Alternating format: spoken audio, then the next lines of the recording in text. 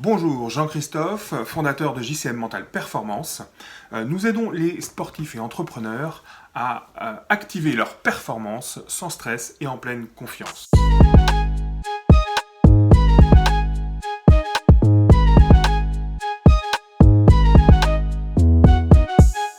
Bonjour à tous. Donc, je voulais aborder aujourd'hui principalement avec vous la gestion du stress. On m'a parlé lors de ma dernière conférence du stress qu'on pouvait vivre en ce moment, Covid entre autres, ou dans les grands groupes, voilà, en entreprise, de supporter le stress, du patron, le stress d'une compétition, sachant que aujourd'hui, un sportif a sa saison un petit peu tronquée avec des matchs annulés et autres.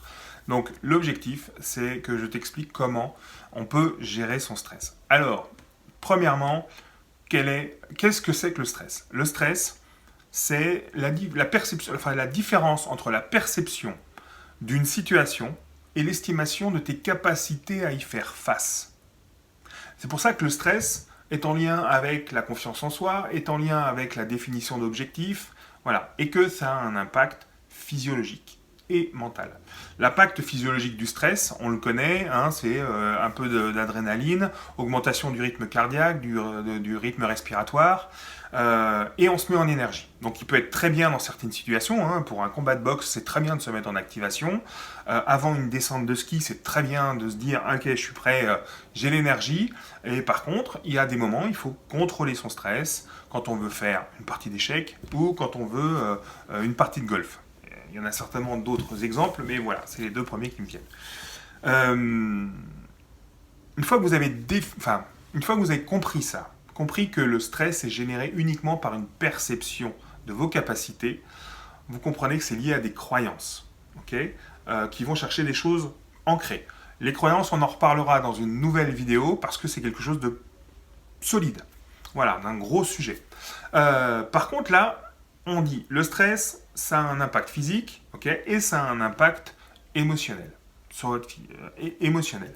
Donc, qu'est-ce que c'est? Généralement, ça génère des émotions fortes, comme de l'anxiété, comme de l'angoisse. Ça peut même générer de la peur, de la violence, et d'autres encore. Donc, le premier objectif quand on est stressé, c'est de définir l'émotion qui va nous signaler le stress. Encore une fois, nos émotions sont nos alliés. Elles nous envoient des messages. Et il faut lire ces messages pour les comprendre. Pour se protéger. Le stress était là au départ pour nous dire attention danger.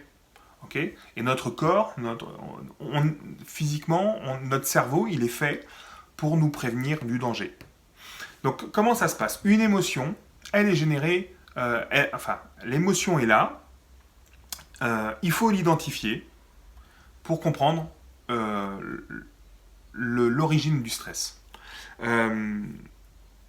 L'émotion, ça c'est le deuxième point, l'émotion est générée comment? L'émotion, elle est générée par une pensée. On a un système de pensée, on a 60 000 pensées par jour. Ça va très vite. Une pensée, c'est une impulsion électrique.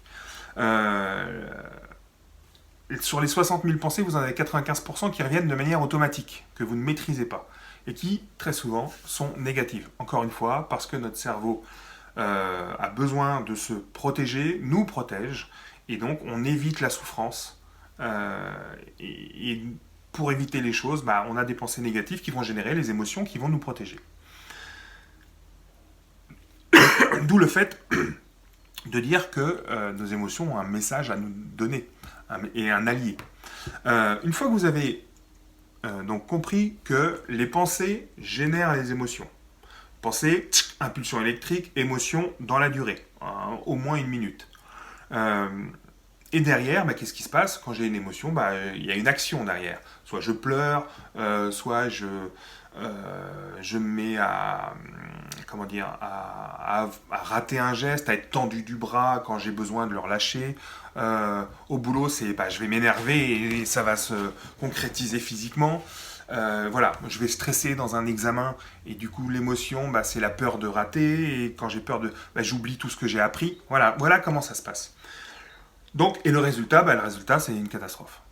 D'accord? Pensée, émotion, action, résultat. Donc, si vous venez interférer vous avez identifié votre émotion dans la chaîne là, et que vous avez envie de modifier votre émotion pour aller pour générer une émotion plus positive et enlever ce stress, c'est d'aller changer vos pensées, d'aller modifier vos pensées et de plus subir. Donc pour modifier, et ça c'est le troisième élément, pour modifier ces pensées, allez chercher quelque chose de différent, de positif. Je vous donne un exemple. J'ai un client la dernière fois, là, une sportive, qui part à l'étranger pour pratiquer le volley. Et elle quitte son père. Voilà. Elle le laisse, elle est ravie de partir à l'étranger, elle est super contente, etc. Elle sait que derrière il y a quelqu'un là-bas, elle a un boulot, elle a tout ce qu'il faut. Et son père, il va continuer sa vie, il est tout seul, mais voilà, il va rester. Donc elle est pas triste de le laisser partir, mais elle est triste juste de la séparation. Et elle s'en veut, et il y a elle s'en veut pas, mais quelque part un petit peu. Donc une émotion de tristesse. Comment on modifie ça? On modifie en se disant, ok, c'est quoi l'avantage de le laisser seul comme ça? Et en même temps, ce serait quoi les inconvénients à ce que je reste? Et en modifiant cette perception des choses, parce qu'il y en a des avantages, tout est équilibré, hein, positif, négatif. Un aimant, quand vous le coupez en deux, il y a toujours un aimant positif et un côté positif et négatif. Le monde, c'est ordre, chaos, bien, mal, positif, négatif, inconvénient, avantage, tout est équilibré. Donc, si vous percevez le fait de vous dire qu'il y a des avantages à le laisser seul et qu'il y a des inconvénients à rester, vous allez atténuer les oscillations émotionnelles et vous allez vous réaligner. Et donc vous allez revenir sur quelque chose de neutre. Et là, vous êtes en capacité de choisir un élément qui va vous dire, ok, qu'est-ce que je vais lui trouver de positif? Qu'est-ce que je vais me dire? Quelle est la pensée positive que je peux me dire? À ce moment-là, typiquement, vous pouvez vous dire, ok, en fait, je lui fais un cadeau. Mon départ, c'est un cadeau. Et un cadeau, c'est positif.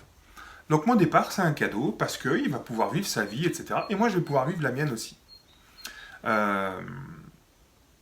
Du coup, vous allez générer cette pensée positive. Sauf que cette pensée, elle dure un petit instant.